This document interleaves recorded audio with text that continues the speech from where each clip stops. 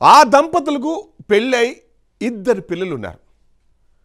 భార్య తండ్రి చనిపోవడంతో ఆ ఉద్యోగం తన భర్తకి వచ్చింది.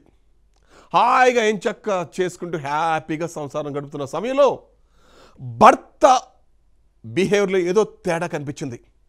ఇంటికి సరిగా రావడం లేదు. అంతే డౌట్ వచ్చిన భార్య ఆ భర్త వెనకాల అలా నడుచుకుంటూ వెళ్ళింది. అంతే ఆ 2 రెడ్ హ్యాండెడ్గా దొరికారు. ఊరుకుంటుంది ఆ భార్య. జింతాక జింతా చిత్త జింతా తత్త అని దరువేయటం మొదలుపెట్టింది. అంతే ఆ దెబ్బకు భర్త పరార్.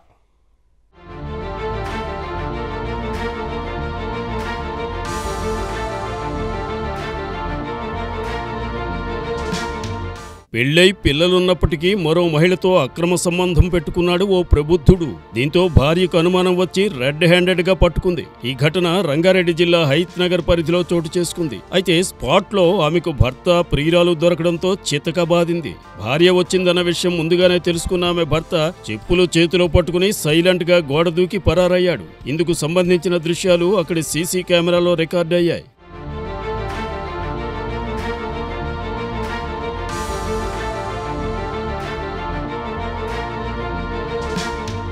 ప్రశాంత్, శ్వేత దంపతులకు 12 ఏళ్ల క్రితం పెళ్లి కాగా వీరికి 2 పిల్లలున్నారు. హైదరాబాద్ ఎల్బీ నగర్ లో నివాసం ఉంటున్నారు. అయితే శ్వేత తండ్రి చనిపోవడంతో ఆమెకు తండ్రి చేసే ఉద్యోగం కారుణ్య నియామకం ద్వారా వచ్చింది. మంచిగా సంసారం సాగుతుందనుకున్న టైంలో ప్రశాంత్ మనసు వాణి అనే మరో మహిళపై పడింది. ఇల్లు మరచి ప్రియురాలతో గడపడం మొదలుపెట్టాడు ప్రశాంత్.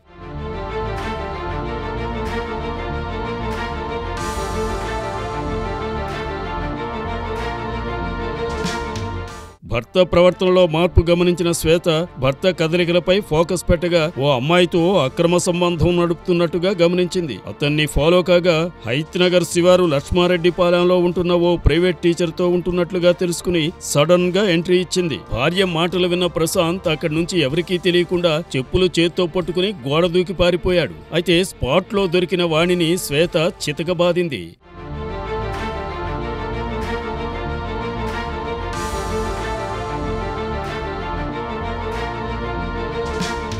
తన భర్తను ఎందుకు తగులుకున్నావంటూ దాడికి దిగింది. తన తండ్రి మరణిస్తే వచ్చిన డబ్బులు తీసుకుని వ్యాపారం పెడతానని చెప్పి 30 లక్షల నగదు, కారు, స్కూటీ, బంగారాన్ని వానికి ఇచ్చాడని శ్వేత ఆరోపిస్తోంది. తనకు న్యాయం చేయాలని డిమాండ్ చేస్తూ హైత్ నగర్ పోలీస్ స్టేషన్లో ఫిర్యాదు చేసింది. కేసు నమోదు చేసుకున్న పోలీసులు దర్యాప్తు చేపట్టారు.